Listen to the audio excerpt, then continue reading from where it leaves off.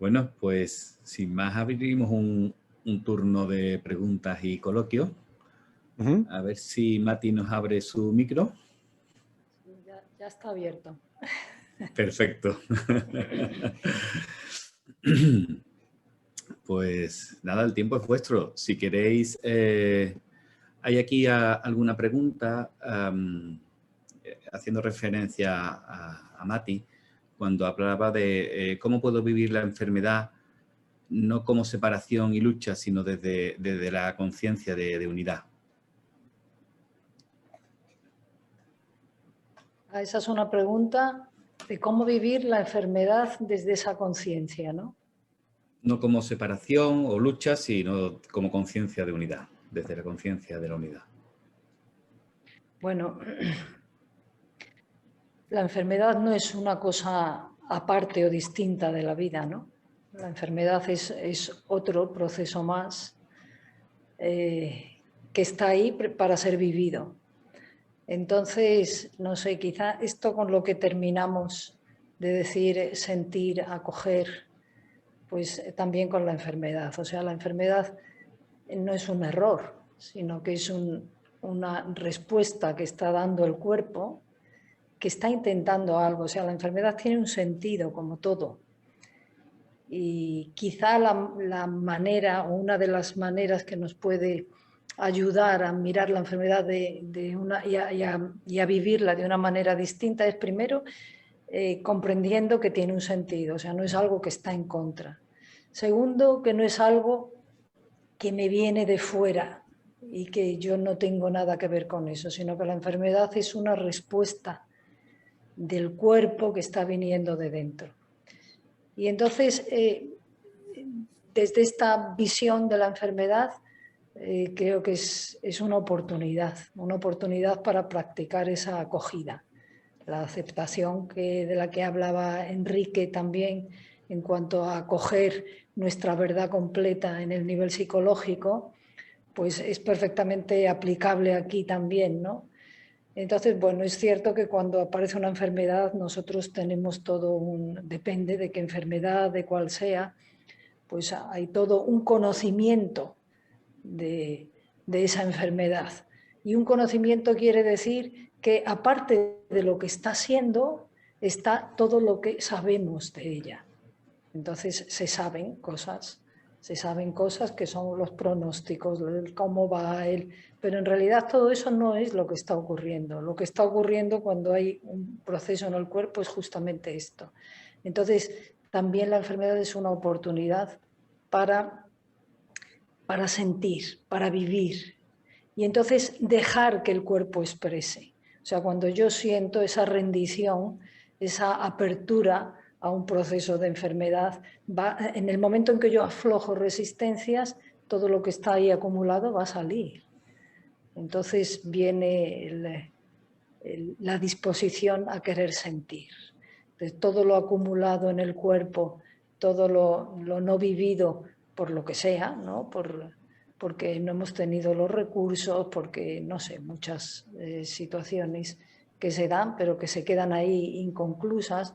En el momento en que hay una rendición, entonces todas esas cosas tienen que ser expresadas. Entonces, atrevernos a sentir, aceptar, acoger, y aquí entra de lleno todo lo que ha terminado Enrique con ese amor. O sea, esa acogida no es más que un amor incondicional. Entonces esto forma parte o sea, esto no puede ser mental, porque cuando nos hacemos una idea queremos como forzar, es como que si yo tengo una enfermedad hay cosas y la tengo que aceptar, no me puedo permitir sentir ciertas cosas. Pues es todo lo contrario. Si yo tengo una enfermedad y lo tengo que aceptar, tengo que empezar por abrirme a mi propia resistencia. Porque cuando me abro a esa resistencia puedo acceder a qué hay, qué es lo que me lleva a resistirme. Y entonces todas las cosas son de verdad puertas de acceso. Y todas, fijaros que Enrique ha estado hablando desde lo psicológico, pues nosotros hemos hablado pues, desde el cuerpo, pero luego todo lleva a lo mismo, ¿no? Lleva mirar hacia adentro pasa por la acogida, por la aceptación, por esa rendición y porque se abre un escenario distinto. O sea, cada vez que yo me rindo a algo, la vida me prepara, me muestra un escenario distinto al que nunca hubiera accedido si me hubiera quedado retenido en lo que sea, ¿no? Entonces la enfermedad es otro proceso más, no es una cosa distinta. Y entonces es abrirse a vivir ese proceso y vivirlo, si es posible, ir separando entre lo que sé, los conceptos, todo lo que sabemos y anclarlo y esta enfermedad de todo lo que yo sé, pero ahora ¿qué? Escucho mi cuerpo, siento mi cuerpo. Y a lo mejor el resultado final tampoco lo conozco. Ni lo conozco, ni tampoco es lo principal, porque si estoy pendiente de un resultado final, o sea, yo hago esto porque tengo que sanar, es como que yo ya sé lo que es adecuado y no lo sé, o sea, cultivar esa mente de no saber, estar en esa incertidumbre. No tengo ni idea de, en la trama de la vida, qué papel está jugando esto, pero me abro a vivirlo.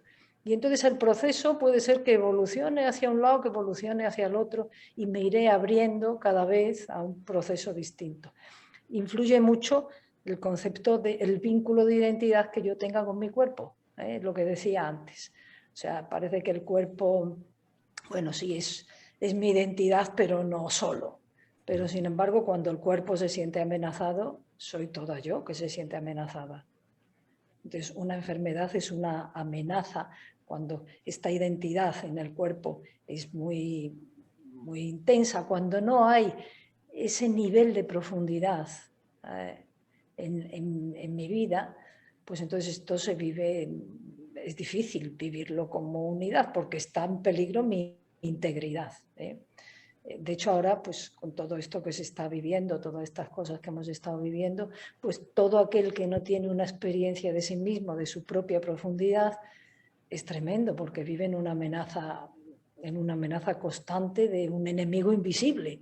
Entonces, es una angustia tremenda, ¿no? Entonces, es siempre una oportunidad para encontrar ese nivel de profundidad en mi cuerpo, ¿no? No sé si le sirve a quien lo haya preguntado. Seguro que sí. Y seguro que a lo mejor Enrique también puede aportar, ¿no? Sí, en la misma línea que Matilde, que Mati lo acaba de apuntar, ¿no? Y es que todo depende, en definitiva, teniendo en cuenta todas las dimensiones que nos constituyen, el cuerpo, lo psicológico, lo mental, etcétera, de la comprensión que tenemos acerca de nosotros mismos. Evidentemente, si yo estoy identificado con los límites de mi cuerpo y me identifico con la personalidad o con el yo aquí dentro, pues cualquier cosa, una enfermedad, hasta un resfriado me pone muy nervioso porque digo, esto, ¿dónde terminaré yo? ¿No? Y ahí empiezan todas las nubes negras de esas preguntas llenas de miedo.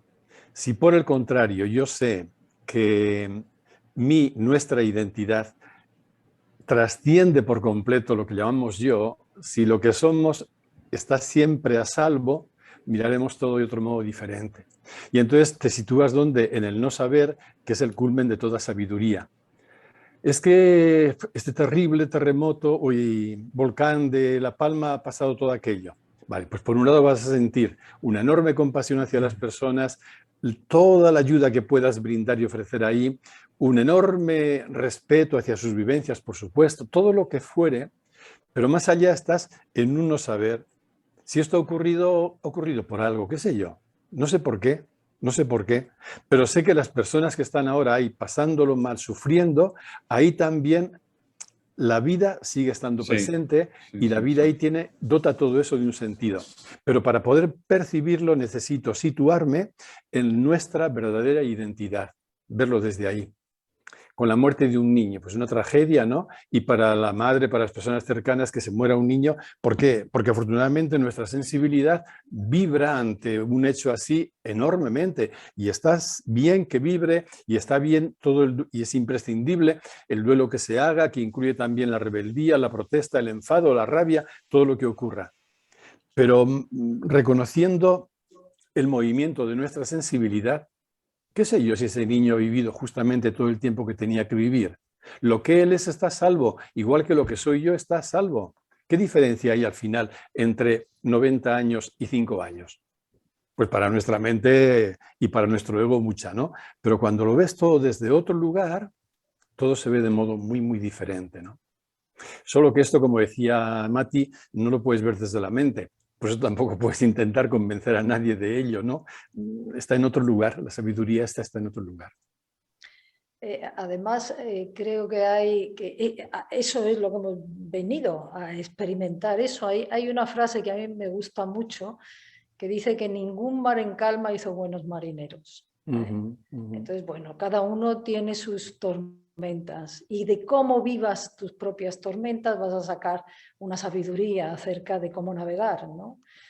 Por mucho que estudies, hasta que no te montes en el barco y te encuentres con la primera tempestad, pues no vas a poder saber cómo manejas eso, ¿no? Y esa es la vida, ¿no?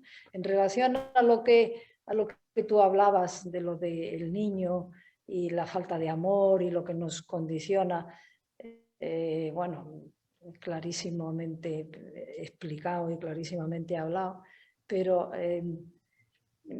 se me ocurre pues refrescar también que no somos víctimas del pasado, ¿no? Que el hecho de no haber sido amados no nos convierte en unas víctimas que ya estamos ahí marcadas con la losa esta que nos aplasta, ¿no? Porque ese es el camino, o sea, nos han amado como ellos se amaban a sí mismos, Claro. cada uno desde su propio modelo mental. Entonces, pues ese es el camino. Entonces, si la conciencia que faltaba allí, tienes la oportunidad de traerla tú aquí, porque allí y aquí no es distinto. Entonces, refrescar esto, que nos vayamos, que no somos víctimas de nuestra historia. O sea, el pasado nos condiciona a lo que nosotros queramos, pero siempre está en el presente. Exacto. O sea, es la profundidad del presente, es el pasado no vivido, ¿no? Exacto. Entonces, ese va a ser nuestro material. Exacto. Entonces eso, pues bueno, se puede manifestar en la vida de muchas maneras. A veces también, como tú decías, pues en forma de enfermedad o en forma de dificultades, o dificultades de relación, o problemas que se nos repiten. Pero bueno, ahí estamos. Al hilo de lo que dices, Mati, yo no estamos robando mucho tiempo. José, tú me cortas cuando quieras. No, va perfecto, perfecto. Da gusto estar contigo. Me evoca dos cosas, ¿no? Primero, efectivamente, el victimismo siempre es una reacción, aparte de ser un mecanismo de defensa, totalmente falso y erróneo, ¿no? Desde la perspectiva psicológica, lo que busca simplemente reconocer o comprender el pasado y, llegado el caso, sanar lo que se pueda sanar, es crecer en comprensión de lo que estamos viviendo, pero nada más. Esto como estímulo para, a partir de ahí, responsabilizarnos de lo que es nuestra historia y nuestro momento. Y la segunda cosa que me he evocado también, para mí es muy, muy importante, y consiste en vivir todo aquello que nos genera dolor, sea una enfermedad, un accidente, un contratiempo, vivirlo como una oportunidad de aprendizaje, que para mí eso se traduce en vivirlo como casi como un experimento de laboratorio. Y me explico. Cuando me ocurre algo que me frustra mucho, yo solo puedo vivirlo desde dos lugares. Lo vivo desde mi pequeño yo, que se siente ¡buah!, con todo lo que ha ocurrido, o lo puedo vivir desde la comprensión, o si no hay todavía comprensión, desde la intuición de que yo soy vida, de que lo que llamo yo solo es una forma concreta en la que la vida se está expresando, pero que nuestra identidad es vida. ¿Qué cambia cuando vivo la misma circunstancia desde esta consciencia de separatividad personificada en el yo, a cuando la vivo desde la comprensión de que yo soy vida? Y esto no como una teoría mental, ¿no? Sino como un experimento, digo, un experimento que además puedo repetir muchas veces y que abre a una comprensión más profunda, ¿no? Pues sí. Esto tiene que ver también cuando alguien lo pasa mal o está temiendo y le dices, bueno, confía, ¿no? Pero que es una palabra que ha salido por vosotros. Pero ¿confía en qué? ¿No? ¿Cómo es esto? En la vida. Ah, eso es la pregunta. Confiar, Sí. confiar no es confío porque ya sé lo que va a pasar. Confiar es llenar de confianza un espacio de total incertidumbre. Entonces confías. O sea, no Exacto. sabes, pero confías.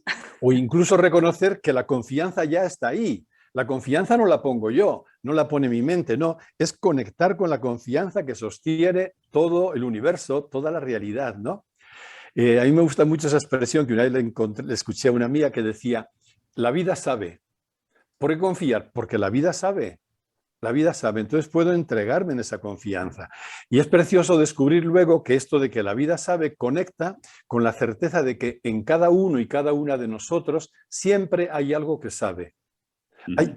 No, somos un fondo lúcido que sabe. A veces lo tenemos olvidado, le hacemos más caso a la mente y a sus pequeños discursos egoicos que a esta sabiduría profunda. Entonces la confianza brota de la certeza de que la vida sabe, en mí hay algo que sabe y el fondo de lo real es fiable, siempre fiable. Oye, estoy viendo ahí una pregunta que dice, si lo que necesitamos es que nos amen, ¿cómo vamos a amar? Amar no es garantía de ser amados. Y bueno, me parece interesante puntualizarlo. Tú misma, tú misma. ¿Tú misma? A ver si Sí, la encuentro porque, yo.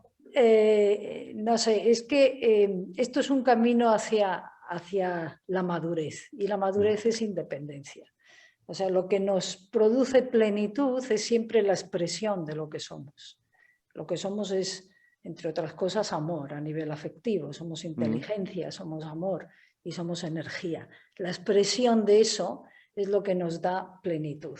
Y eso no necesita recibir de fuera, sino simplemente es la misma plenitud la que se expresa. Claro. Lo que pasa es que cuando somos pequeños estamos en formación, no tenemos esa posibilidad de autoconciencia.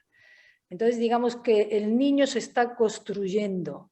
Entonces el niño aprende que como no se le ve a él como él, porque si no perdiéramos la visión, o sea, si yo me viviera desde mi centro y reconociera al niño desde su centro, o sea, si yo estuviera viendo lo que es más allá de sus comportamientos, entonces el niño no tendría problema, se expresaría su amor, pero como eso lo perdemos porque yo no me vivo desde mi centro, entonces no amo al niño desde su centro. Y él aprende una cosa, o nosotros aprendemos una cosa. Aprendemos que si me sonríen, yo sonrío. Si me aman, yo amo. Si respondo en función de lo que recibo.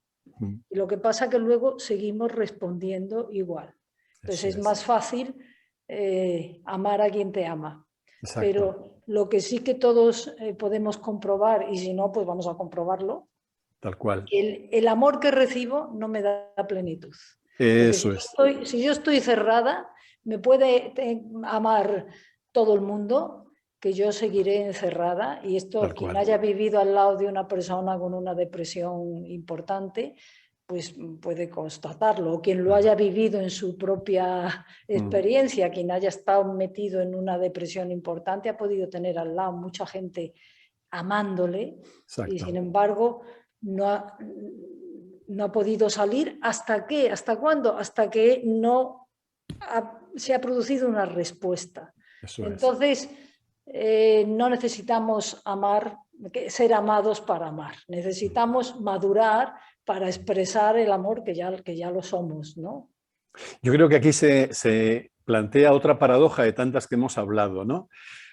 Un elemento, una parte de la paradoja es la que dice el amor humano es reactivo. Yo creo que es así.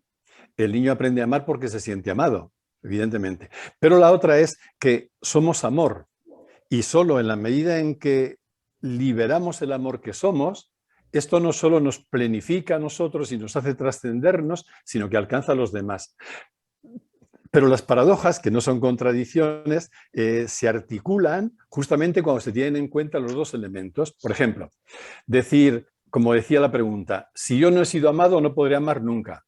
No, esa olvida la paradoja porque se queda solo con el elemento, una parte que habla de la reactividad, de la reactividad del amor humano. Pero es que la otra parte es que tú sigues siendo amor, aunque las experiencias que has vivido fueran las que fueron. Esto podrá aportar más dificultad, probablemente, pero no deja de negar en ningún momento que lo que somos de fondo es amor y que el amor va a encontrar caminos para hacerse presente, ¿no? Es así, yo veo. Y luego hay otra pregunta que yo estoy viendo ahí en el chat que dice, la enfermedad, incluso la muerte, para mí está dentro del campo psicológico. No la entiendo bien y me gustaría que Lourdes, creo que es, si estás por ahí, nos la comentaras un poquito. Lourdes. Si eres capaz de reactivar tu micrófono, Lourdes, y te quieres incorporar. Ya está. Ah, oh, eres tú, Lourdes. Bienvenida. Cuando digo que la muerte y la enfermedad entra del campo psicológico, hay una cierta distancia para ver y trabajar esto. Pero el dolor físico, en el cual no te puedes tomar un Noctamiz y dejarlo para mañana, no lo puedes derivar en el tiempo, es instantáneo. Y cuando es severo y continuo, pues es bastante complicado vivir en ello. Entonces, si tenéis algo para decir. Con respecto a esto último, todo respeto y veneración ante una persona que está pasando dolor, más cuando el dolor es continuado, es crónico y tiende, en principio, a producir mucho desgaste, ¿no? Esto es así. Y entonces ahí quizá de entrada no cabe, luego te dirá Mati, pero empezar por acoger y aceptar lo que en este momento hay y acoger incluso que no puedo con este dolor de momento, que ni siquiera lo puedo aceptar, lo que sea, ¿no? Entonces, por ahí esta parte. Pero la otra, cuando dices que solo es una cuestión psicológica, la muerte y la enfermedad, ¿a qué te refieres? Porque yo creo que justamente las podemos trascender cuando caemos en la cuenta no solo del componente psicológico que tienen, sino de esta dimensión profunda, transpersonal, espiritual o como la queramos llamar, ¿no? Cuando has pasado por unas situaciones difíciles, Sí. Puedes llegar a una rendición. En esa rendición ya no te importa ni vivir. Ah, ya. Sí. O sea, trasciendes un poco, ¿no? Ese miedo a la muerte ya no lo tienes. Eso es. Por ahí Ya va no mi lo pregunta, tienes. porque si trasciendes el miedo a la muerte, eso ya no lo haces desde la psicología, lo haces desde otra comprensión mayor. Vale, bien, entonces he empleado las palabras inadecuadas, no es lo psicológico. Eso es. Es desde otra perspectiva, pero el dolor físico es otro plano mucho más animal, mucho más, o sea, en el que la rendición, y la he hecho en momentos de dolor severo continuado, Cierto. Entras en otro ámbito que ya ni siquiera estás tú ahí, ¿no? Pero eso continuo, es difícil de manejar. Es muy difícil. Yo no es tan continuo como en tu caso y sé que es difícil, pero quizá Mati nos puede decir a ti y a mí alguna palabra sobre esto. No, bueno, ¿Qué te surge, Mati? El dolor acapara la atención, ¿eh? Lo que pasa que yo haría una observación. El dolor nunca es solo físico, porque no, lo físico no está separado de todo. O sea, el dolor es un dolor y ese dolor tiene vías de expresión. Entonces parece que cuando el dolor se localiza mucho en el cuerpo, pues bueno, lo llamamos físico, pero hay unos dolores muy, muy profundos, muy invalidantes, que bueno, se localizan más en otro nivel más sutil. Nunca están separados. O sea, el dolor del cuerpo no es solo un dolor del cuerpo. Hay una cosa que es, bueno, evidentemente creo que para el dolor del cuerpo, todo lo que se pueda hacer que tengamos a mano, cuando el dolor es de esas dimensiones, pues creo que está bien, porque hay una gama importante de posibilidades de analgesia, ¿no? Pero, ¿y si no funciona? Pues entonces nos tenemos que preguntar que no es solo físico, que no lo es nunca. Y luego hay otra cosa que es, se puede tener mucho dolor y estar en paz. Por supuesto. Entonces, pero estar en paz no es estar resignado, sino estar en paz. Y creo profundamente que hay una dimensión del dolor, que ese dolor es un lenguaje también. Hay una manera de algo que quiere ser expresado, sobre todo cuando es tan resistente, cuando no responde a nada. El pensar, vamos, te lo digo con el corazón en la mano, si te sirve, el creer que es exclusivamente un dolor del cuerpo y que entonces eso tiene que ser tratado de otra manera, creo que establece una distancia que se convierte en dificultad. O sea, tu cuerpo, como hemos estado viendo antes, es una expresión complejísima de todo. No está separada tu mente, tus emociones, tu biología. No son cosas que van por separado. No es que lo digamos para estas cosas y sirven y para la otra no, es afrontar que de verdad esto está respondiendo a un si quiero, ¿no? Si quiero mirarlo desde ahí. O sea, que esto es simplemente, pues si queremos mirarlo. Y luego no cabe duda que por un lado el dolor se va a convertir en una dificultad, porque cuando el dolor físico es muy intenso, nuestra capacidad de atención disminuye, estamos como nos acapara. O sea que esa es una dificultad añadida importante a tener en cuenta. Pero aún así, la única manera de trascenderlo es poder entrar ahí desde, por lo menos, esa visión. No lo aparto como algo, parece como si es del cuerpo, no tiene que ver conmigo. Es del cuerpo y tiene que ver contigo. Tiene que ver contigo totalmente. Por eso forma parte de tu experiencia, ¿no? Muy bien. Veo una pregunta aquí que a mí me ha tocado un poco. Es de José Avilés y dice: lo fundamental de nosotros, lo pleno, lo eterno, el amor, ¿no es lo que la humanidad llamamos Dios? Parece que se intenta evitar la palabra Dios. ¿Estás por ahí, José? Si enciendes el micro, si lo activas. Sí, estoy aquí. Ahí te veo. Ah, no te veo. Veo tu nombre, pero no te veo a ti. ¿No quieres que te vea o qué? Sí, voy a intentar. Lo que pasa es que tengo un ancho de banda muy pequeño y puede que a lo mejor no me veas. ¿Me ves perfectamente. Ahora? Buenos días, José. ¿Qué tal? Buenos días. ¿Qué tal? Bueno, pues yo encantado, estoy maravillado con todo esto. Ajá. Y con oíros y con aprender un montón de cosas que estoy aprendiendo, no solo vuestros, sino de todos los que intervienen. Pues yo te comparto lo que me evoca tu respuesta. Sí, tu pregunta. Sí, si ves que se para la imagen o el sonido, me lo dices, porque es que tengo muy poquita cobertura. Vale. ¿Tú me escuchas a mí? Perfectamente, y te veo perfectamente. Entonces me evoca varias cosas y te lo voy a hacer desde mi ángulo personal porque a lo mejor es más sencillo y me enrollo menos. Primero, yo hace tiempo que ya no utilizo la palabra Dios porque me empecé a dar cuenta hace años que cuando yo nombraba a Dios la gente entendía una cosa diferente a lo que yo quería nombrar, con lo cual vi que no era un término o una palabra adecuada para vehicular el contenido que yo quería hacer. En segundo lugar, también dejé de usarla porque la palabra Dios está tan gastada, tan manoseada, tan maltratada durante milenios, que yo creo que se ha vuelto, me parece inservible.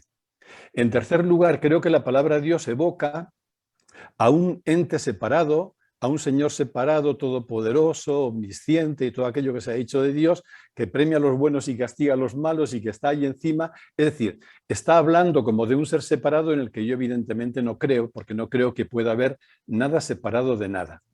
Dicho todo esto, ya termino y luego si quieres añade lo que te parezca o me corriges o lo que quieras. Pero dicho todo esto, yo creo que lo que tú llamas lo pleno, lo eterno, lo que somos, no puede ser nombrado adecuadamente con ningún término. ¿Por qué no puede? Porque solo podemos nombrar adecuadamente objetos. Yo puedo nombrar este vaso porque es un objeto delimitado. Yo puedo nombrar el dolor porque es un sentimiento también delimitado.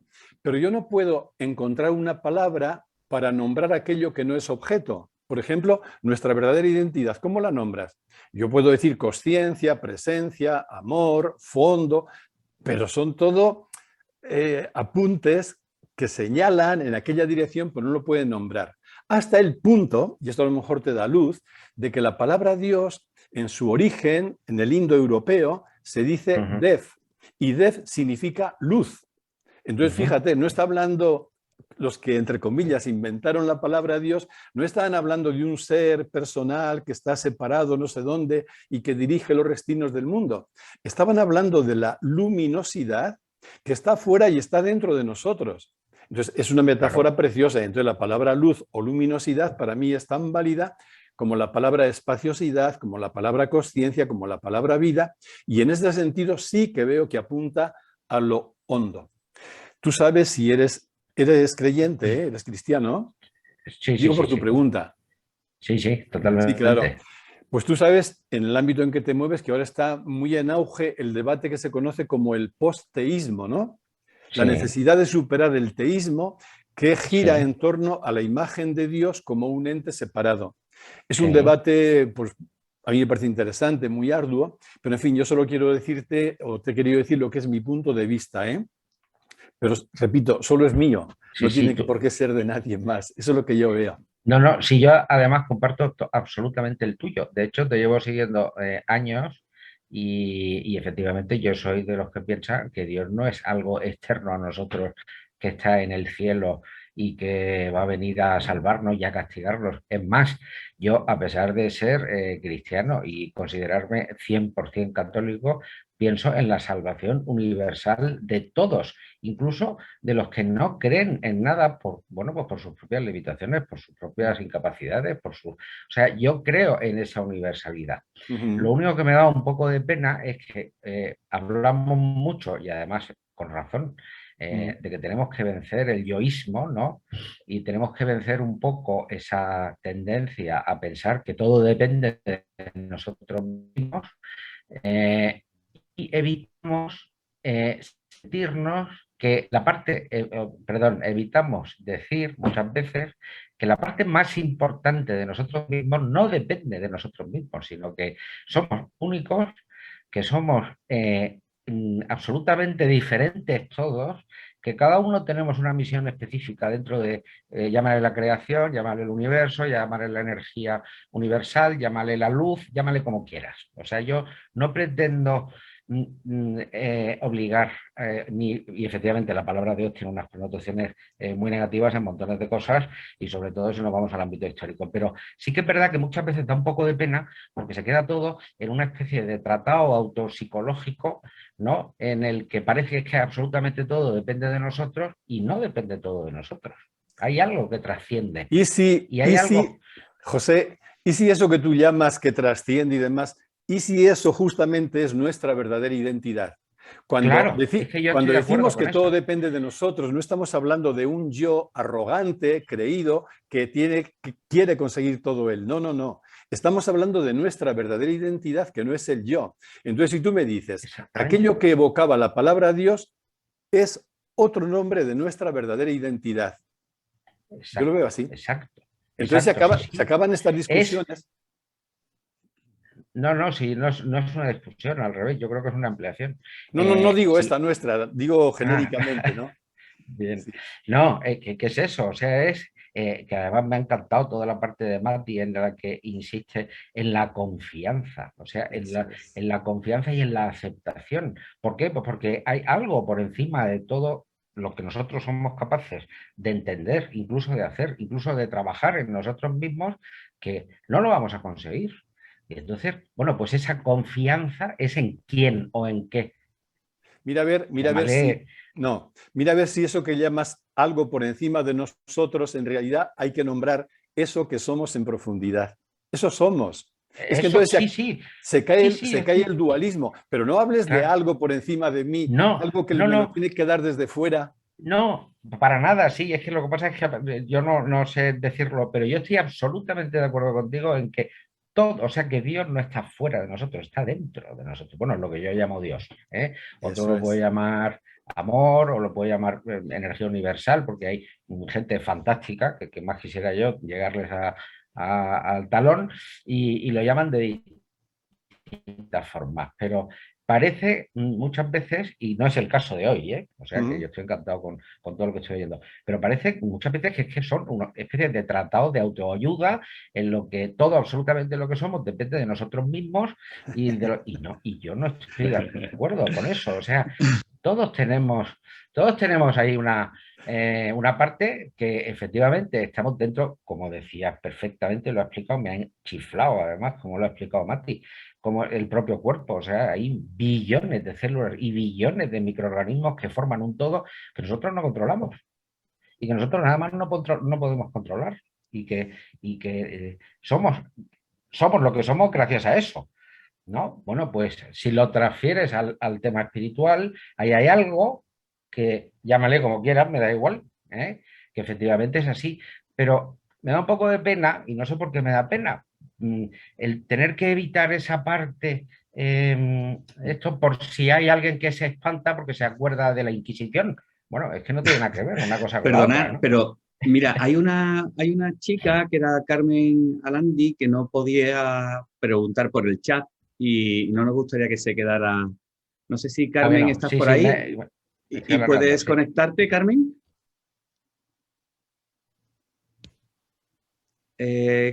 Carmen Alandi, ¿estás por ahí?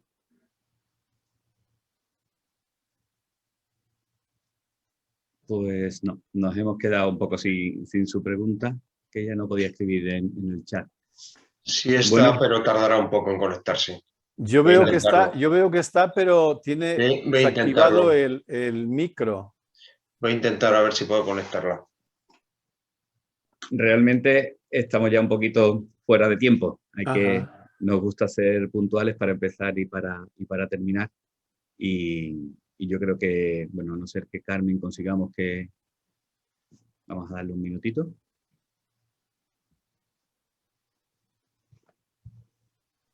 No lo conseguimos. Bueno, no sé si os queréis despedir, Enrique y Mati, con alguna palabra para terminar. Pues yo, Mati, con una, gracias. Era la misma. Gracias a ti, José, por estar en primera fila, pero también a la gente de Viento del Sur y a cada uno y cada una que estéis por ahí. Gracias por vuestra confianza y vuestra cercanía. Muchas gracias. No, gracias a vosotros. Tengo que decirle a todo el mundo que siempre Enrique y Mati, cada vez que los llamamos, solícitamente acuden y todo es facilidades para nosotros. Creo que bueno, estábamos un poco ahí como nerviosos con todo esto de online, pero parece que no ha salido mal del todo. Ha habido más de 250 personas en directo. Sé que en Sudamérica, ¿no? Quizás lo vean luego en diferido, que ahora están durmiendo. Sí. Y bueno, quedará grabado y lo subiremos a nuestros canales, tanto en la página web, en Facebook y en el canal de YouTube, ¿vale? Por si queréis compartirlo, volverlo a ir o escucharlo. Así que nada, yo creo que ya nos despedimos. De verdad, muchísimas gracias a todos los que habéis participado. Gracias a Enrique, gracias a Mati, gracias a Juan Carlos, que lo técnico ha estado súper pendiente.